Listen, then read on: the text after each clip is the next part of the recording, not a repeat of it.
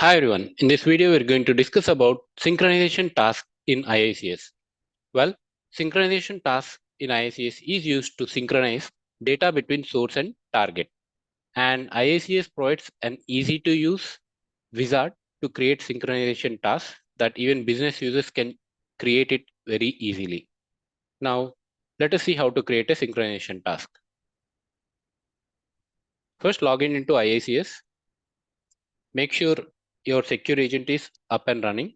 For that, you can navigate to your services and you can see here, my secure agent is up and running. And you can confirm it by clicking on the runtime environments here. You will be landed onto the administrator service page where we can see secure agent if the status. So the status of my secure agent is running, right? All right. Now let's go back to the data integration service. Now let's look at overview of assets first. So we know that runtime environments are the cloud host agent, secure agent, which are present in the administrator service, right? Next comes the connections. So in order to connect to the source or target, we need to create the connections. We see projects or folders here, right? So on the left, you see explore. So this is something like Windows Explorer, right? So within this Explorer, you can see the projects, and within the projects, we can create the folders. Right on the home, you see this home page. This is something like a dashboard. You can see the recent assets, most recent project, runtime environments, and the jobs we run. All will be present here on the home page. And the new is used to create the new objects. And we can click on My Jobs to, monitor the jobs. Right. So these are the assets present within the data integration service. Now, let's start with a use case. Like what are we going to do now? We are going to create a synchronization task. So for that, we wanted to sync data between a source and a target. So in this video, we are going to take a use case of flat file as a source and a target as Oracle. So we wanted to read data from a flat file, a CSV file, and put the data into a target database called Oracle, right? Now, how do we get the flat file, source flat file? So for that, navigate to this Cloud Secure Agent installation directory. So you see apps here, click on it, go to data integration server, data, and you can see dict.csv file, right? Just click on it, open it. So that's a default file you get it with the installation of secure agent. And you can see here, there is some data here. So you can see the column names, customer ID, full name, title, city, all the address details here, phone, email, SSN, and credit card information here, right? So, and we can see there are like something around 499 rows. Yes. So there are 499 rows of data. So we can call this as a customer information. And we will consider this flat file as our source now. And also remember, whenever you wanted to use a flat file as a source or target, right? So that file has to be present on the secure agent installation machine. So this is my secure agent installation machine. So where I'm going to use this file as my source. And target, I'm going to use it as a Oracle. So I already have Oracle installed on my machine and I need a metadata to be created on the Oracle. So I'm going to create it now. So you can see here, I don't have the customer table yet created on the Oracle database. So you can see it here. It says table or view does not exist. So now I wanted to create a metadata and prepare my target. So my customer table has been created on the target. Now we are ready to create the synchronization task to move data from flat file to the Oracle database. So let's jump on to this data integration service, click on new. You see task mappings, maplets, task flows, components, right on the left. So these are all the different assets available. And when clicking on the task, so a list of tasks will be displayed here. Among that, just select synchronization task and hit on create. So you see the first step, we need to provide the definition. So the task details. What's your task name? So the convention is your source underscore source type underscore data target database type. So target type is Oracle underscore. So you can call an object. So here we are going to move the data for customer, right? So I'm just calling it as customer. And what's the operation you're going to use? So the task you can see here. So the task operation, different task operations we have. So whether you wanted to insert the data, update, upsert, delete. So these are all the 4 task operations available in the synchronization task. So coming to this task name. So for now, I'm just putting it like this: flat file underscore Oracle underscore customer. My source type, target, and an object. Next comes the second step, location, where you wanted this task to be created. So let's go back. For now, just I'll cancel it. On the Explorer, if you see here, so there are 2 default projects created, add-on bundles and default. You will get it with the registration of the IICS, right? Now we can create our own project. So first let's create a project. I'm calling it my project as. So you click on new project and you should provide your project a name. And you can provide an optional description here. I'm not providing anything. I'm just saving it. So you can see a project has been created and you can see my project, and inside it, I can create a folder. I'll just say my folder. And this is optional.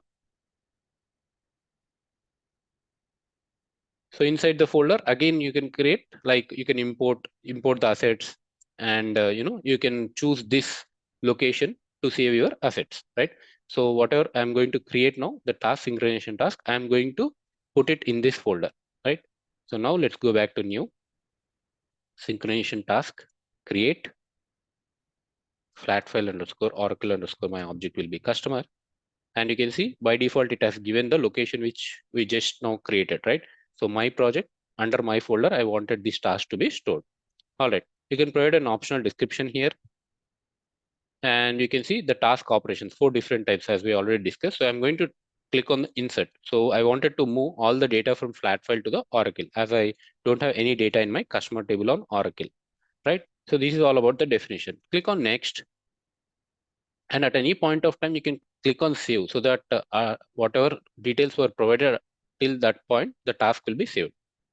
All right. So the second step will be providing the details of source. So how do we provide the details of source? So we need to create the connection, right? So we can create connection in 2 ways. Whether you can click on this new and create a new connection dynamically, or you can go to administrator service and you see connections here, right? Click on connections and we can create a new connection. So I'll say connection underscore flat file. So why are we creating the connection? So IICS needs to know so where the flat file is, right? So that's what we are providing here. So to where it needs to look for the flat file. So it needs to pick up the flat file for reading the data, right? So for that we are creating the connection. All right. So connection details. Provide a name for the connection. Type you need to select. I'm selecting type as flat file. And runtime environment. This is important. So we need to select the secure agent, so that IACS searches for the flat file within this secure agent. Like wherever this secure agent is installed on that machine, it actually searches for the flat file. Now, where is my flat file located on the secure agent machine? That you can browse it here. So it can be at any location where secure agent should be accessible. It is present in my C folder, program files, Informatica Cloud Secure Agent,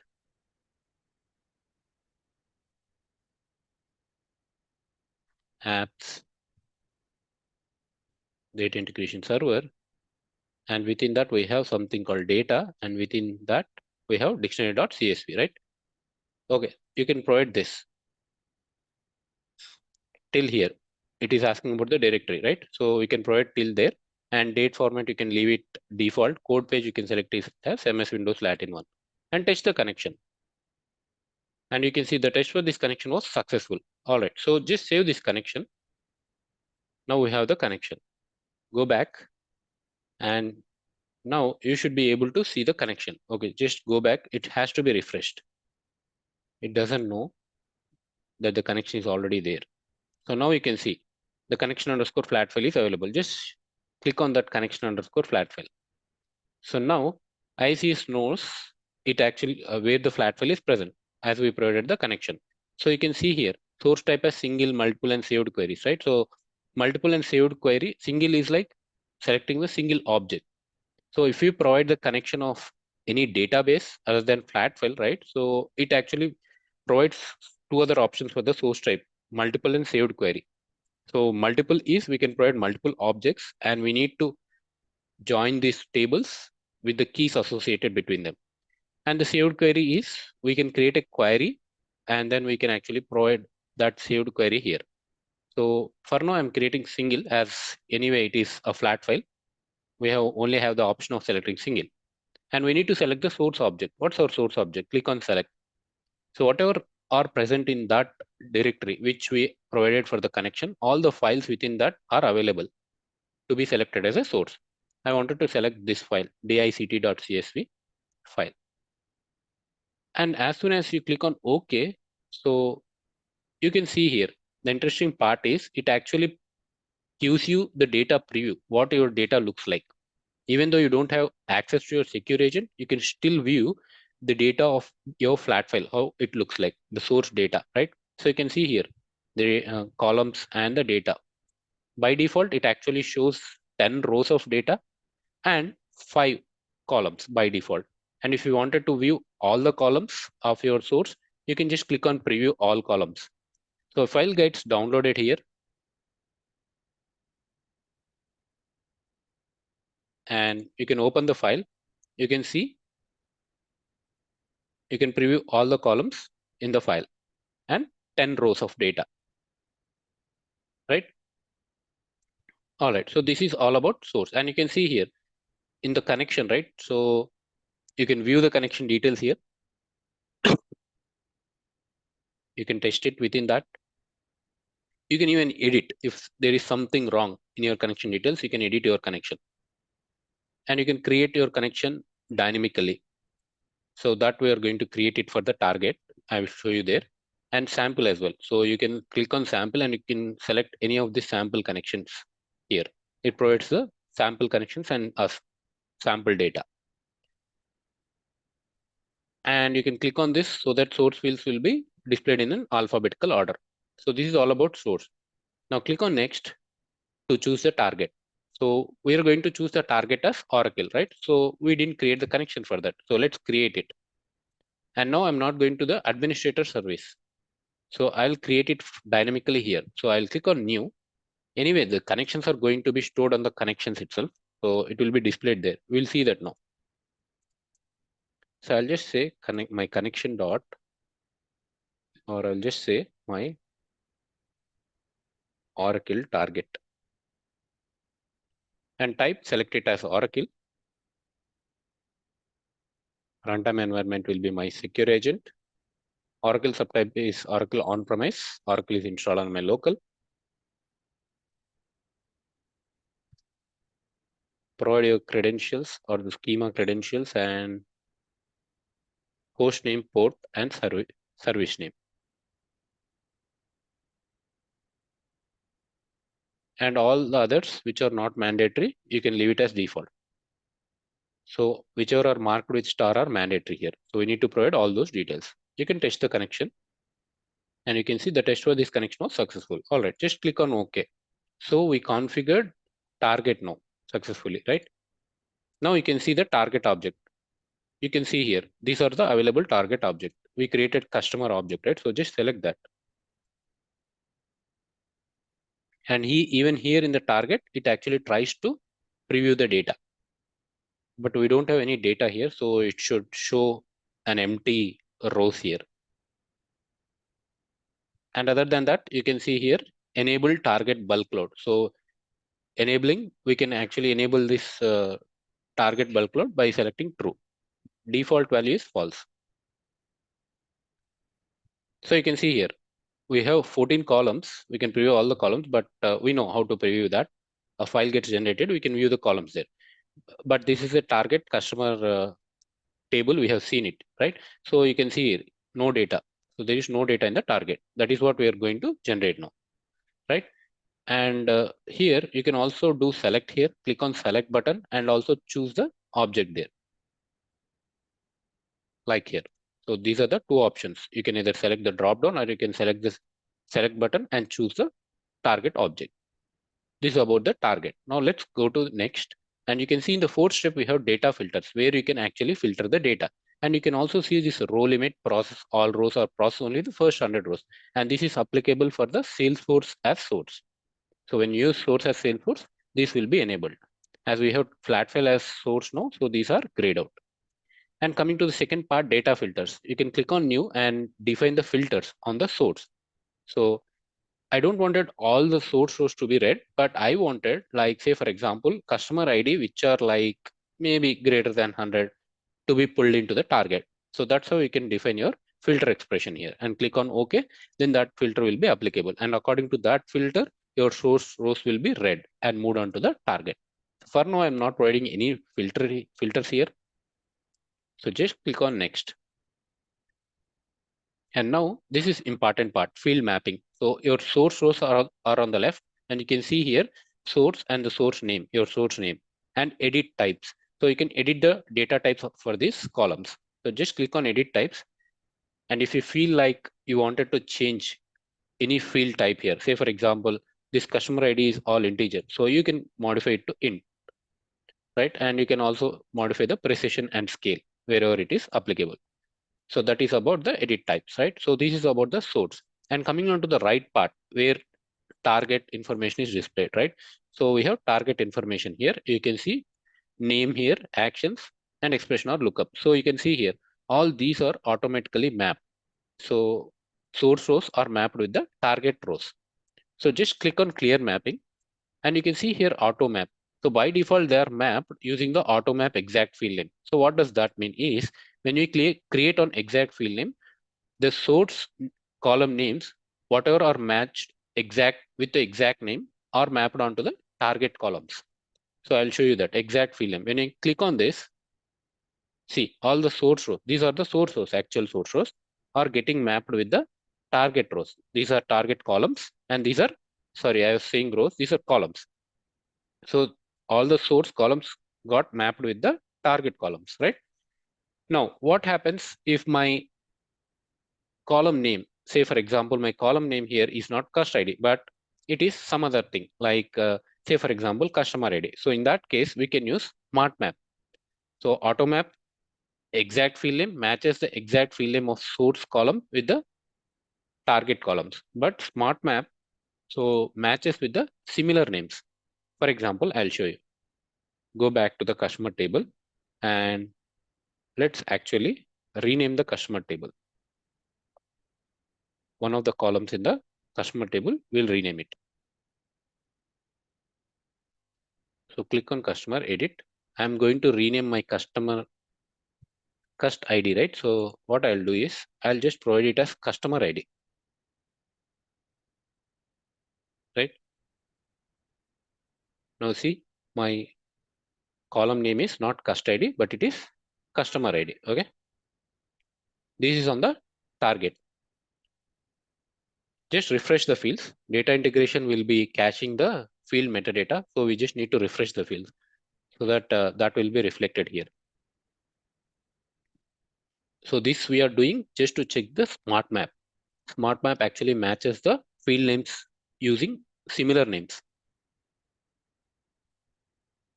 And you can see we got the column name updated, customer ID, and we have cust ID. And you can see the mapping is not there because we tried auto map exact field name. As the field names are not matching, there is no mapping for this target field, right? So how do we get it? We can either do manually or you can try smart map. So try smart map. See, using smart map, it actually pulled in and cust ID is matched with the customer ID. So this is very helpful if you have like multiple, say for example, 100 columns. So this will be very helpful, right? And even say for example, the column names are like completely different, cust number or some other column you wanted to map it. So how do you do that? So when you select this cross mark, so the mapping will be cleared for that particular field, and you can just click on the source field which you wanted to map with the target and just drag and drop onto the field which you wanted to map onto the target. That's it. So this is how you can manually map the source field with the target field, right? So there are three ways. So AutoMap provides two ways, like exact field name, which actually matches source field name with the target field names with the exact same field. Name should be same, right? Smart map actually maps with the similar names. And the third option will be manually mapping the source fields with the target fields by doing drag and drop. So these are all the available mappings between source and target. And you can validate mapping always once you do that.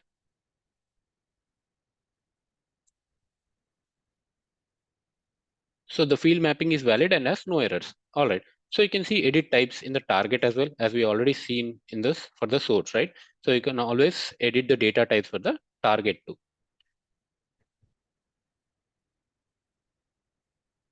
See, all the columns will be listed here. So you can always modify the data type and the precision as well.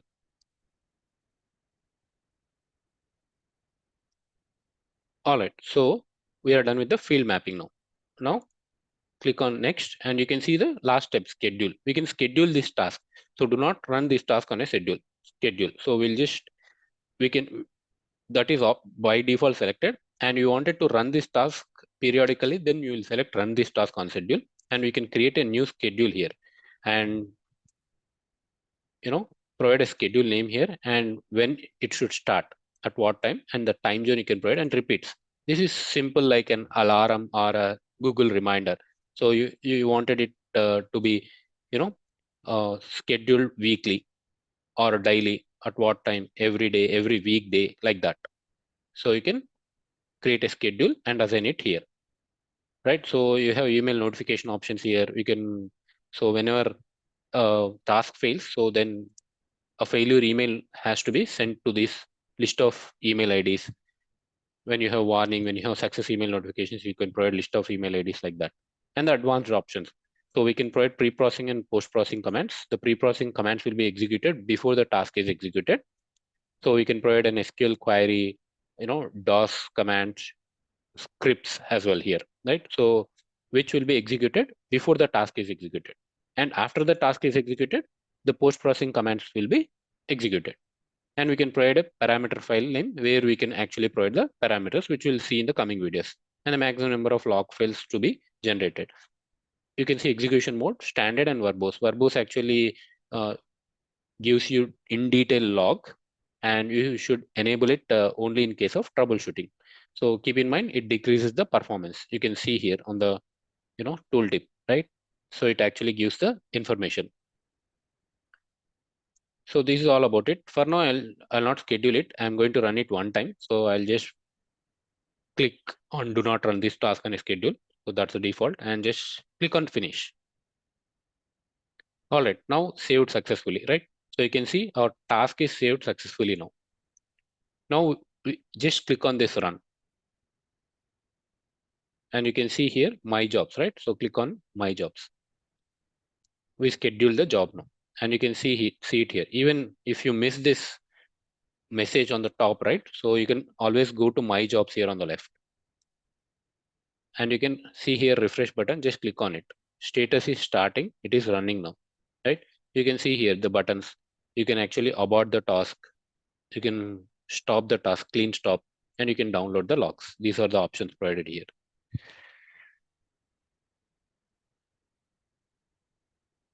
So you can see the status of the job, it is running. It is actually processing the rows. So it has to move the 499 rows from flat file to the Oracle target.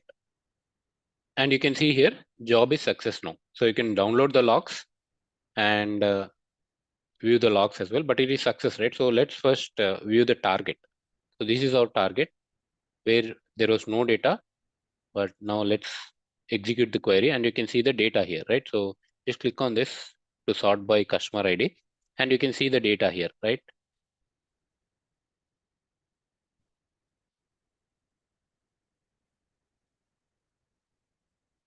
So full name, title, city, all the data which were present in the flat file, so has been synchronized or moved into the target, copied onto the target as well, right? And you can see the count as well. Just right click here on and click on count rows. You can see there are 499 rows. You can even compare the data from source to the target, right?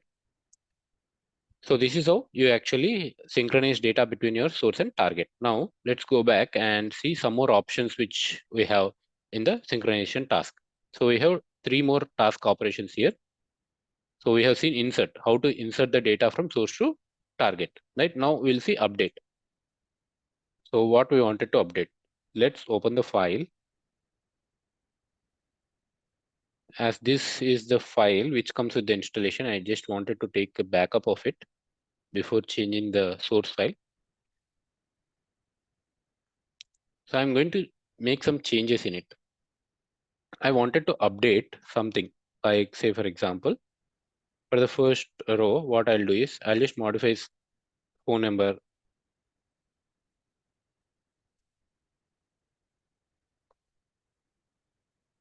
I'll provide phone number and fax. So previously it was null, right? So I'm going to provide some data here.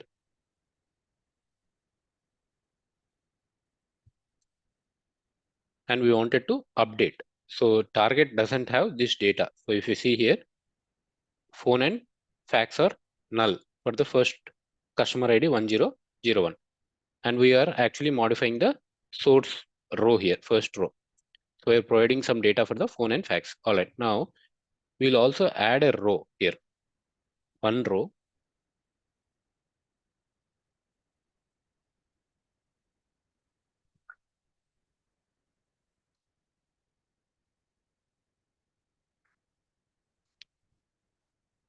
You can just copy this row and provide it at the end. What we wanted to do is we're adding a new row here,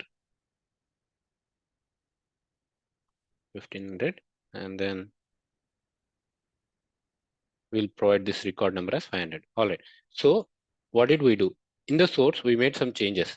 We updated some data. So to the first row, we added phone and fax, and we also added a new row to the source, right? So we did this intentionally to verify the task operation update. So how does it work? Just close this file, go back to your task, and just select task operation as update, right? You don't need to make any other changes. Just click on finish and run it.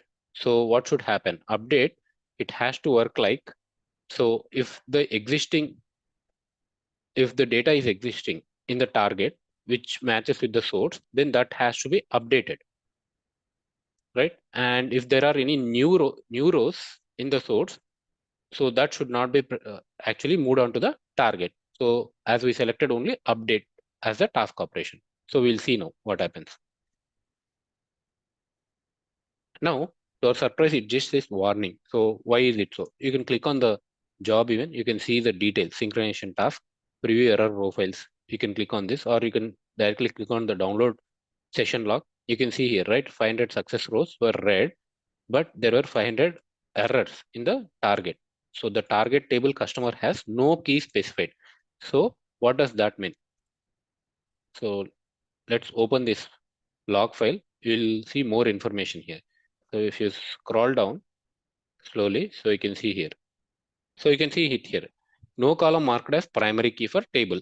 So update not supported. What does this mean? So if you go back to our primary key for table customer, right? So if you go back to the customer table, here we didn't mark, while creating the metadata, we didn't mark any column as the primary key here. And in order to actually use the update operation, one of the columns in the target table has to be marked as primary key. That is what the error says. So we need to mark one of the columns in the customer table, the target table, as primary key. So how do we do that? We need to alter the table and add the constraint primary key. So I'm adding primary key as customer ID here. So we already renamed it, right? So we need to provide customer ID. Now we have the primary key defined on our customer table. And you can see here on edit, go to field mapping. So you see customer ID here, right, on the target. So just refresh fields. So observe the customer ID column on the target.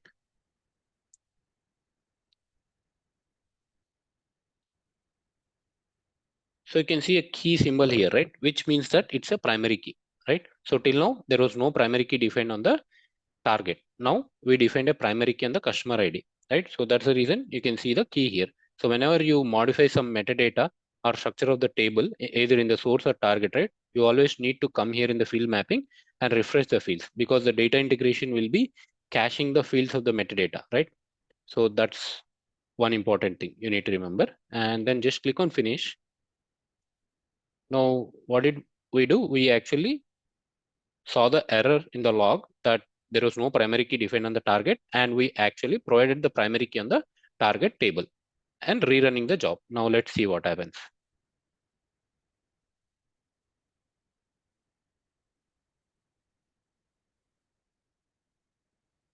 All right, you can see 500 rows processed, right? So just click on the job and you can see here success rows 500 reading, and customer success rows is also 500. So let's see the data now.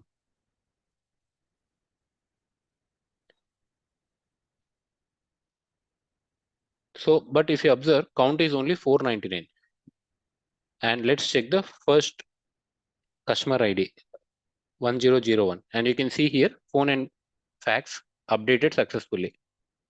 So why did we had primary key? So in order to update the data, so it has to have some candidate key, right? How do without which it can't update, so, right? So we define the primary key, and now the data has been updated and is in sync with the source, right? And if you remember, we added one extra row in the source, last row, right? With 1500 as a customer ID. But if you observe, that is not present here. So this is because we selected task operation as update. So update only updates the matching rows in the target. So whichever are matched with the source rows, so that only that rows gets updated in the target. As 1500 customer ID 1500 row is not present in the target, so that is not updated or it is not inserted, right? So now how do we actually get that new row as well into the target table? So for that, we can go back to the job, edit it, and select the task operation as upsert. So you have an option called upsert. Upsert is update or insert. So if there is the row matching, then update it. If it is not present, then insert it, is what the meaning of upsert is. So now we are going to try this option. So just click on finish, and just to verify the functionality, right? So again, open the file, source file. We will again modify this data to null, whatever we have provided, right? This 1001, the data. So what we'll do is we'll modify this data and we'll put it to its original value. So we'll just remove these values. So in the target also, these values has to be updated.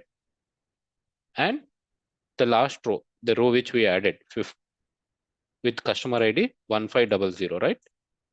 Yeah. So this row should also be present or should also be moved into the target now. So let's verify. You just need to run the task again. We only made the change of modifying the task operation to upset from update, right?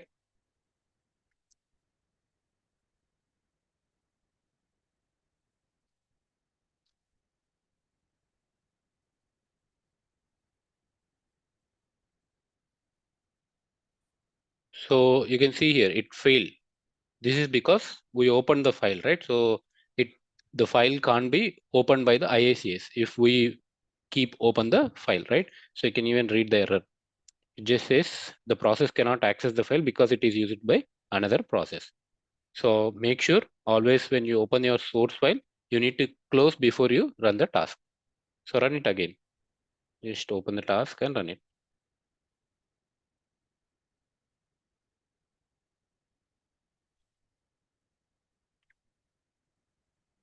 Yeah, you can see rows process 500. So open the job and you can see success rows 500 and for the source as well as target, right? So now let's go back to our target, run it, and right click anywhere here on see the count rows. So we have 500 rows now.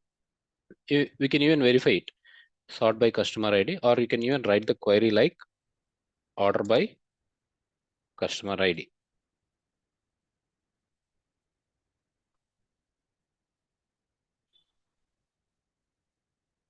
And you can see in the first row, we updated this. We just removed phone and fax, right? For the first row. So that has been updated. And we need to have the one new row added, right? And you can see that new row has been added here successfully, right? So this is how we actually can use the upsert operation. Like we can perform the upsert operation using synchronization task. And there is one more operation called delete. So we need to be careful when we select the task operation delete, because whatever the rows which matches with the source, the target rows which matches with the source, so all those rows will be deleted in the target. So when you select delete, so just for our reference, what we'll do is we'll add one more row in the target. Now we have like 500 rows in both the source and target. So just to verify the delete operation, what we'll do is we'll add one extra row in the target.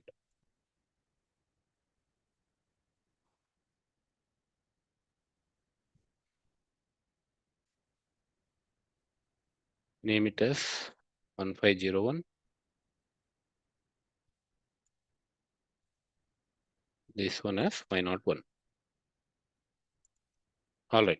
So we added one new row here in the target. Remember, this time we added in the target. So this has 501 rows in the target and source has 500 rows. And we are selecting the task operation as delete. So the 500 rows which gets matched with the source will be deleted in the target. So that's the expectation. So let's run this and verify.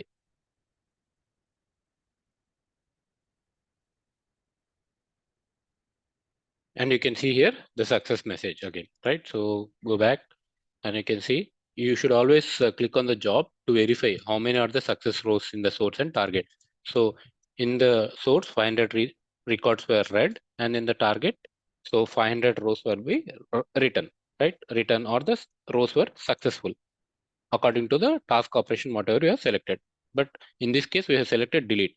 So if you verify the target, so you can see all the 500 rows which got matched with the source got deleted. So this is how the task operation delete works. So only this row remain as we added this row newly into the target, right? So you need to be careful when you select the task operation delete, because this operation is irreversible. You'll lose your data into the target in the target, right? So this is all about synchronization task in IICS. So in this video, we have seen like how to create the synchronization task. Actually, we started with learning what are the assets available within IICS, how to create a connection, and we created the flat file connection, we created Oracle connection, and we have seen different task operations within the synchronization task: insert, update, upsert, and delete. That's all for this video. If you like the video, please like, subscribe and share it. Thanks for watching.